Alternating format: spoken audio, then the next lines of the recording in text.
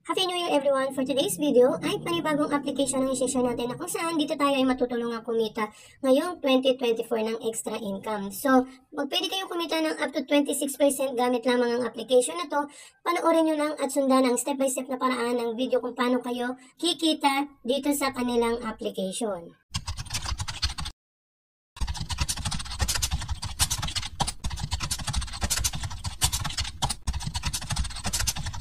Ikaw ba ay naghahanap ng mapagkakakitaan? Sakto ka sa channel ko. Consider subscribing and hit the notification bell para lagi kang updated sa mga latest post ko na sigurado akong makakatulong sa iyo.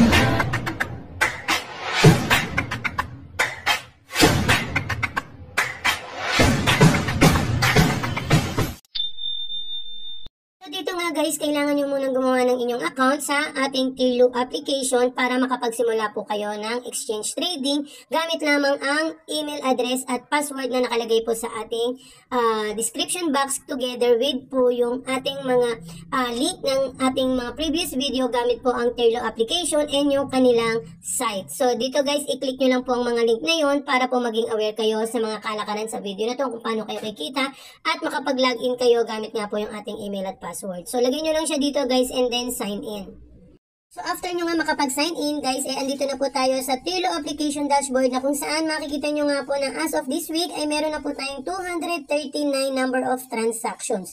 Ibig sabihin guys, ganyan kadami na po yung kumikita ng USDT gamit lamang po ang application na to. Lalo na ngayon guys, mas maganda po ito ngayon 2024 dahil syempre bagong taon, kailangan meron po tayong bagong simula para po tayo kumita. So dito nga guys, makita nyo yung aking current earnings dito. And then meron na po tayong 26% rate. So dito guys, makikita nyo naman sa baba yung chart of turnover for the weekend of USDT. And then ito po yung mga sinasabi ko sa inyo na sumubok sa ganitong kitaan na ang kanilang status po ng transaction ay in process and within 24 hours po ay pwede na po nilang ma-receive ito through their PayPal. So dito nga guys, ang mga kung gusto nyo nga po sumubok dito ay kailangan meron po kayong verified na Binance or any crypto wallet, GCash and PayPal. Dahil sa mga application po na to, ito po ay ang ating gagamitin para po tayo makapag-transact dito. So dito guys, ang GCash pwede nyo po itong pan-transfer ng amount sa ating mga crypto wallet kung wala pa pong laman ang inyong crypto wallet dahil ito po ay bagong created kung kayo ay walang crypto wallet, no? So kailangan nyo lagyan yun through GCash and then sa PayPal naman po, ito naman po yung gagamitin natin para po maipasok dito yung ating kinita or mai-withdraw ito through PayPal. And then pwede nyo rin mai-transfer sa GCash ito kung gusto nyo pong sa GCash lumabas yung inyong kinita. Ita-transfer nyo from PayPal into GCash. So yun guys, kailangan verified po ito. And then ngayon guys, ito po ay isang exchange rate application na kung saan ay magpapasok lang po tayo dito ng LTC or BTC para po makapag-trade tayo through USDT. So dito guys, ang recommended nga po natin dito ay LTC dahil mas mababa po ang exchange rate nito pero mas mataas po ang profit na pwede mong kitain instead of BTC. So dito nga guys ay syempre disclaimer muna tayo, hindi po kami naghihikayat lalo na po sa mga bago sa ganitong klase ng kitaan. Kailangan nyo pong magkaroon muna ng enough knowledge or mag-research muna po kayo bago nyo po subukan ang mga ganitong klase online. So, hindi rin po kami namimilit kung wala naman po kayong extra. Marami po silang paraan para po kayo kumita. So, dito nga guys, makikita nyo po dito yung LTC conversion into USDT and BTC conversion into USDT. So, recommended nga po natin ay LTC. So, dito guys, makikita nyo yung 1 LTC, 83.82 USDT. Ang pwede nyo pong ang kitain dito ay 20.63 without all commission. So, yan. And then kung kayo nga po ay interesado, dito po ay ilalagay nyo lang yung inyong PayPal verified email or yung ginamit nyo sa PayPal para makapag-create po kayo at ma-verify dito. Ilagay nyo lang po siya dito and then click nyo yung I agree with terms and conditions and then yung sell LTC. Lalabas po dyan yung ating crypto wallet na kailangan para po magamit natin sa ating Binance, no? So, lalagay ko lang siya dyan and then papakita ko po sa inyo yung details na lalabas. So yan siya guys, once na mailagay ko yung aking verified PayPal email or Gmail, ito po yung exchange information. Makikita nyo yung LTC conversion na ita-transfer natin and then yung ating wallet na gagamitin sa ating Binance. So dito yung mga ating information. So, punta ngayon tayo sa Binance. So, yan guys.